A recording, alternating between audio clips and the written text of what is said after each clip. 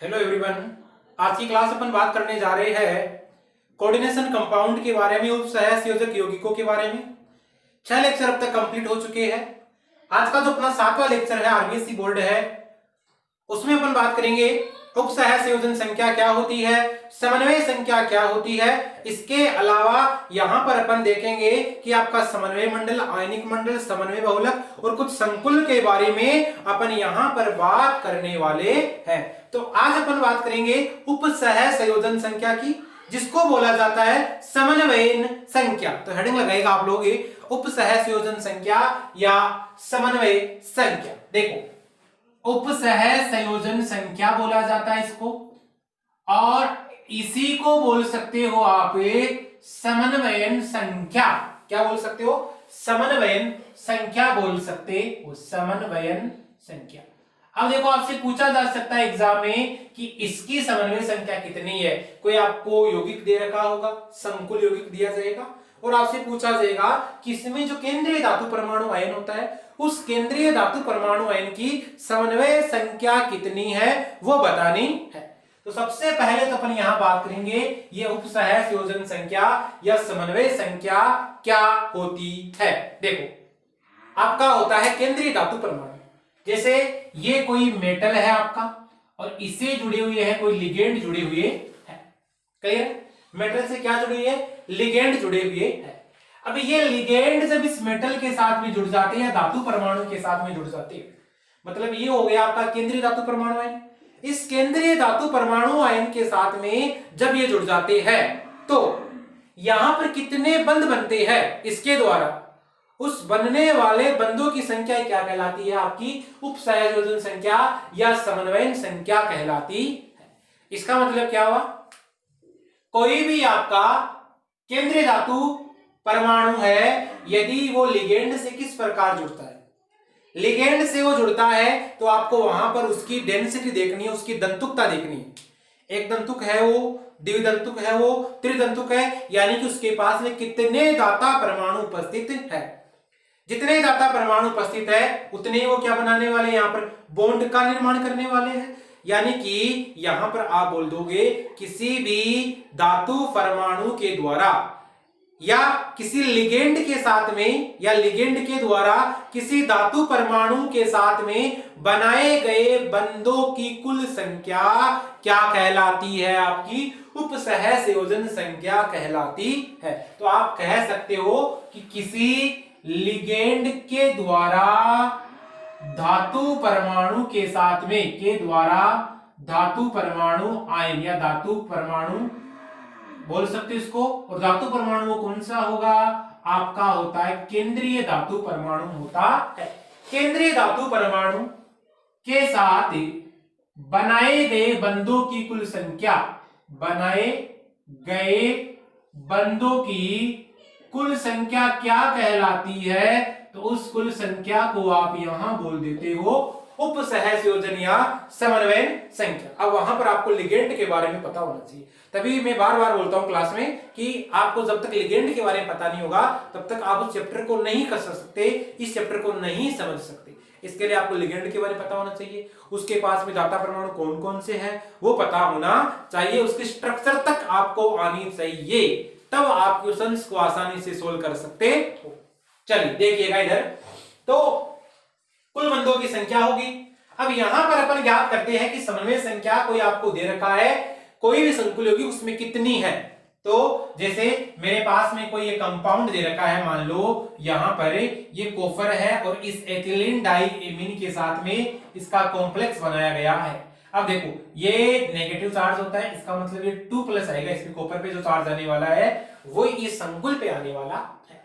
चलो, ईएन का मतलब जानते हो आप, ईएन आपका होता है एथिलीन डाइएमीन। अब आपको इस एथिलीन डाइएमीन के बारे में पता होना चाहिए। चलो, ये एथिलीन डाइएमीन होता है CH2, यहां NH2 है और यहां आपका क्या है? NH2 है। यानी कि यहां पर ये इसके पास में दोनों जो नाइट्रोजन परमाणु है वो एक दाता परमाणु का कार्य करने जा रहे हैं। दोनों नाइट्रोजन परमाणु दाता परमाणु का कार्य करते हैं। इसका मतलब इसके पास में कितने दाता परमाणु हो गए? 2 दाता परमाणु हो गए। अब इसके पास में यदि 2 दाता परमाणु उपस्थित है तो आप यहां पर क्या बताओगे? 2 दाता परमाणु होने के कारण यह एक प्रकार का है द्विदंतुक लिगेंड, द्विदंतुक लिगेंड है।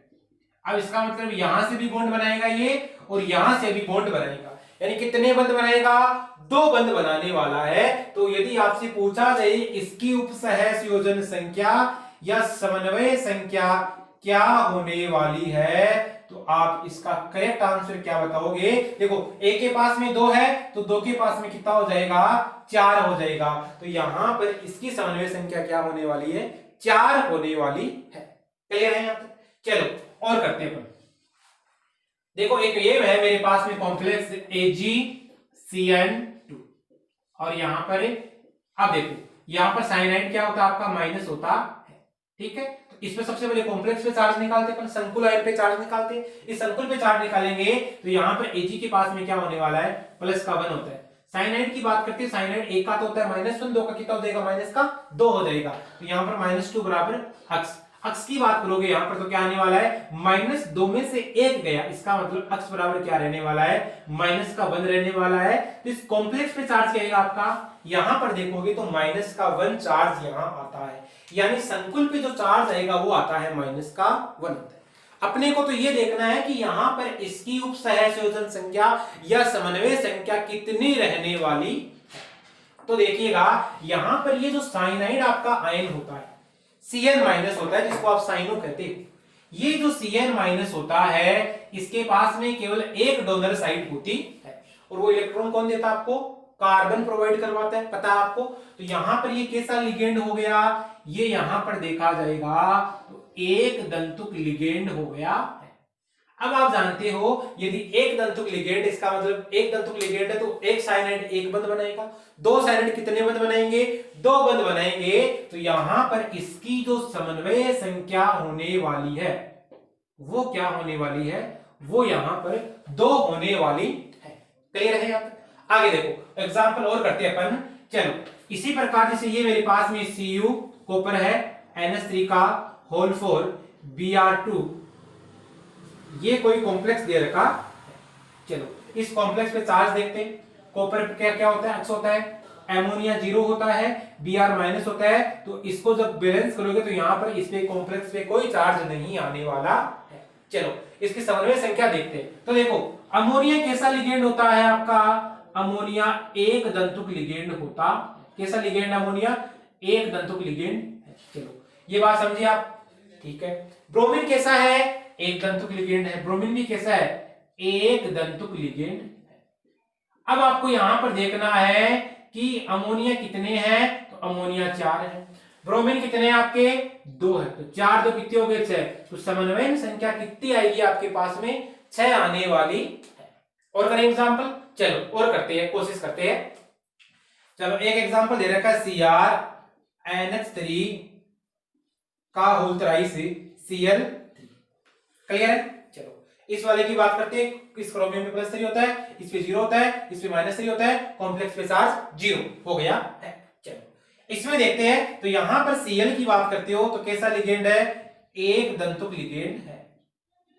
ये जो क्लोरीन है आपका एक दंतुक लिगेंड है। अमोनिया की यदि अपन बात करेंगे तो अमोनिया भी कैसा है? एक दंतुक लिगेंड है, यानी कि आपका जो अमोनिया है वो भी क्या है? एक दंतुक लिगेंड है। एक दंतुक लिगेंड हो गया। चलिएगा यहां पर एक दंतुक लिगेंड यानी कि अमोनिया कितने आपके? 3 है। क्लोरीन कितने हैं संख्या में? 3 है। इसका मतलब इसकी जो उपसहसंयोजन संख्या आने वाली है वो कितनी आने वाली है? यहां पर 6 आने वाली है। क्लियर है? चलो और बात करते हैं अपन। एक ये लेते एग्जांपल FeOX का होल थ्राइस। अब देखो OX का मतलब क्या होता है आपका? ऑक्जेलेटो। इसको क्या बोला जाएगा? ऑक्जेलेटो बोला जाता है। ये ऑक्जेलेटो हो गया आपका। चलिएगा देखिएगा इसकी स्ट्रक्चर देखते हो आप तो ये होती है CO, ये ऑक्सीजन, फिर CO, फिर यहां पर ऑक्सीजन, इस ऑक्सीजन पे नेगेटिव और इस ऑक्सीजन पे क्या होता है? यहां नेगेटिव चार्ज होता है। अब देखना यहां पर एक ऑक्सीलेटो के पास में 2 डोनर एटम है। कितने डोनर एटम है? 2 डोनर एटम या दाता परमाणु। 3 ऑक्सीलेटो अपने पास में है तो एक के पास में कितने हैं? 2 है। इसका मतलब ये कैसा लिगेंड है आपका? एक प्रकार से देखा जाए तो द्विदंतुक लिगेंड। क्लियर है? द्विदंतुक लिगेंड है। चलो, इसके पास में 2 दाता परमाणु है, तो यहां पर 3 ऑक्सीडेटों के साथ में कितने हो जाएंगे समन्वय संख्या, इसकी 6 प्राप्त हो जाती है। और एग्जांपल करें, आइए देखते हैं और एग्जांपल करते हैं इससे रिलेटेड, समन्वय संख्या से रिलेटेड। देखना, आगे देखिएगा। ठीक इसी प्रकार जैसे मेरे पास में एक कॉम्प्लेक्स दे रखा है कॉपर का इस ग्लाइसिन के साथ में, CuGlY का 2। अब देखो, GLY का मतलब हो गया ग्लाइसिनेटो, GLY का मतलब क्या हो गया यहां पर, इसका मतलब हो गया ग्लाइसिनेटो। ग्लाइसिन से बनता है, इसके स्ट्रक्चर देखते हो तो ऐसे प्राप्त होती है, CH2 NH2COO, और यहां पर नेगेटिव चार्ज, और इस नाइट्रोजन के पास में क्या होता है, दाता परमाणु प्रेजेंट होता है। तो यहां पर कितने दाता परमाणु हो गए, जब आप देखते हो तो आपको यहां पाते हो इसके पास में 2 दाता परमाणु। ठीक है, दाता परमाणु 2 है। ग्लाइसिन कितने हैं, ऐसे ग्लाइसिन की यदि बात करें तो ग्लाइसिन 2 है, एक के पास में 2 है, तो 2 से क्या करोगे, गुणा करोगे, तो क्या हो जाएगा, सह संयोजन संख्या या समन्वय संख्या कितनी हो जाती है आपके पास में, 4 प्राप्त हो जाती। ऐसे कर दोगे, आपसे कोई भी क्वेश्चन दिया जाए तो आपको वहां पर देखना है कि लिगेंड की डेंसिटी क्या है, उसकी दंतुकता कितनी है। यदि वो एक दंतुक लिगेंड है तो उस हिसाब से हो जाएगा क्वेश्चन, यदि वो द्विदंतुक लिगेंड है तो आपको क्वेश्चन करने का तरीका आना चाहिए। सीधी सी बात यही है, यदि क्वेश्चन करने का आपको तरीका आ रहा है तो फिर कोई दिक्कत नहीं है।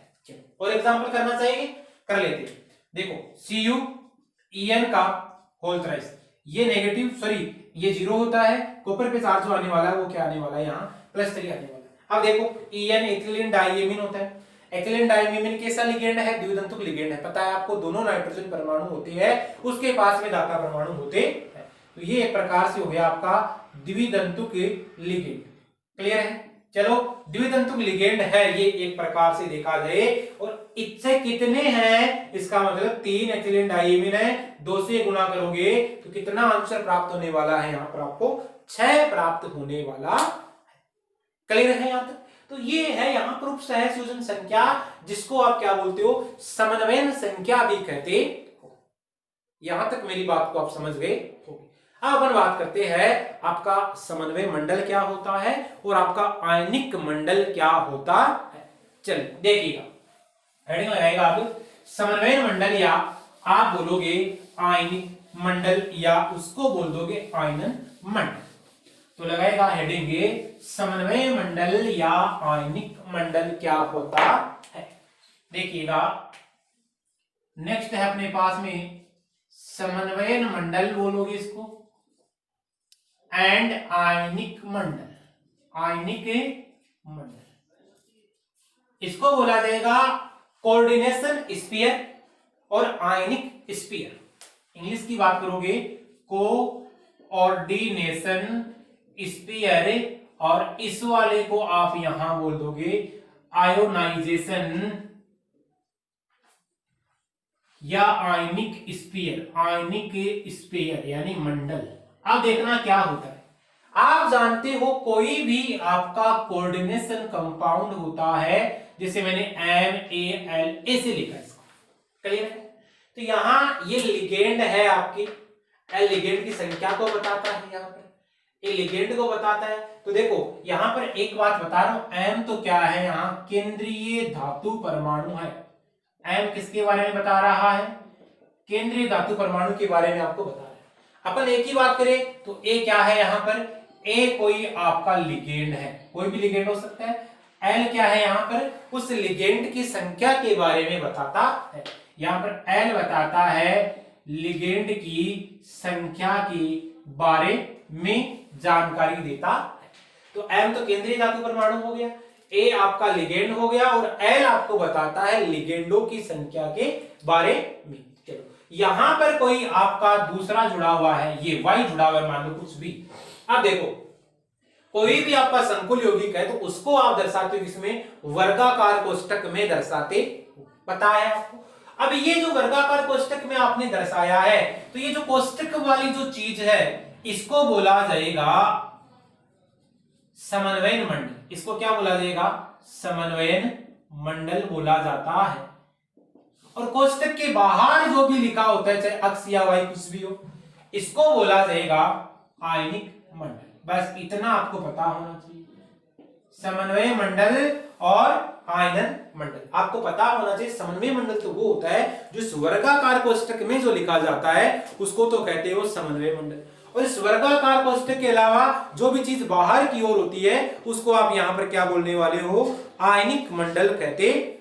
क्लियर है? अब देखो, समन्वय मंडल है ये जो भाग है, ये प्रकार से एकीकृत भाग होता है। कैसा भाग होता है? एकीकृत भाग होता है। और ये कैसा होता है? नॉन आयनाइजेबल होता है, अनआयनीकृत होता है, इसका आयनन नहीं होता है। यानी ये कैसा होता है? अनआयनीकृत होता है। जो समन्वय मंडल वाला भाग है ये होता है अनआयनीकृत। और जो आपका आयनिक मंडल होता है वो कैसा है? क्योंकि आयन है उसमें, तो वो कैसा भाग होता है? वो आयनीकृत भाग होता है। बस इतनी सी बात ध्यान रखनी है, अनआयनीकृत और ये आपका आयनीकृत भाग। इसके बारे में यदि यहां तक आपको पता है तो फिर आपको कोई दिक्कत नहीं है इसमें। ये आपको पता होना चाहिए समन्वय मंडल वाला कौन सा होता है? आयनिक मंडल। बस जो वर्गाकार कोष्टक के बाहर जो लिखा जाता है वो आयनिक मंडल है, और वर्गाकार कोष्टक में जो लिखा जाता है वो बस समन्वय मंडल है। केवल इतनी सी बात यदि आपको पता है तो फिर इस चैप्टर में तो आपकी कोई दिक्कत ही नहीं आने वाली है। चलो देखो, जैसे मैं कॉम्प्लेक्स लिख रहा हूं उस कॉम्प्लेक्स में बता दूंगा। देखिएगा, जैसे मैंने लिखा CuNH3 का होल 4 Br2 और Br2SO4, ये मैंने कोई कॉम्प्लेक्स लिखा है। अब यहां पर आपको ये बताना है कि इसमें आयनिक मंडल तो कौन सा है और इसमें समन्वय मंडल कौन सा है। बस इतनी सी बात बतानी है। तो देखो, वर्गाकार कोष्टक में जिसको भी लिखा जाता है वो तो आपका क्या हो जाता है? समन्वय मंडल हो जाता है। और वर्गाकार कोष्टक के बाहर में जैसे ये सल्फेट आयन लिखा है तो ये क्या है आपका? यहां पर ये हो जाता है आयनिक मंडल हो जाता है। क्लियर है? यहां तक किसी प्रकार की कोई दिक्कत नहीं होनी चाहिए अब तक। चलो फिर देखो, ये कॉम्प्लेक्स लिख रखा है मैंने, जैसे AgNH3 का होल 4, फिर यहां पर मैंने लिख दिया है Br2 और यहां पर मैंने लिख दिया है ये Cl लिख दिया है। चलो अब यहां पर आपको बताना है तो इसका हम सबसे पहले मैं करवाऊंगा आयनन करवाता। ये ऐसे है, मान लीजिएगा ये ऐसे है कॉम्प्लेक्स आपका Cl2, AgNH3 का होल 4, ये यहां पर हो गया आपका Cl2। तो यहां पर इसका जब आप करवाते हो, आयनन करवाते हो, तो इसका आयनाइजेशन इस प्रकार होता है, आयनन ऐसे होता है AgNH3 का होल 4, ये पॉजिटिव चार्ज आपका, और यहां पर आपके क्या होते हैं? 2Cl नेगेटिव हो जाते हैं। तो ये जो आपको पता है ये कैसा है? समन्वयन मंडल है। कैसा मंडल है? समन्वयन मंडल। ये कैसा मंडल है आपका? ये है आपका आयनन मंडल या आयनिक मंडल भी बोल सकते हैं इसको। इधर देखोगे तो ये क्या है आपका? समन्वय मंडल। यानी कि जो वर्गाकार कोष्टक में लिखा गया उसको बोला गया समन्वय मंडल, और वर्गाकार कोष्टक से बाहर वाली चीज यानी जिसमें आयनन उपस्थित है ये कैसा मंडल? आपका आयनन मंडल। क्लियर है यहां तक? तो ये अपने बात की समन्वय मंडल की, आयनिक मंडल के बारे में, और इसके अलावा उपसहसंयोजन संख्या के बारे में। अगले क्लास में अपन बात करेंगे समन्वय बहुलक फलक के बारे में और कुछ संकुल है उसके बारे में। मिलते हैं अगले क्लास में, तब तक के लिए थैंक्स, ऑल द बेस्ट।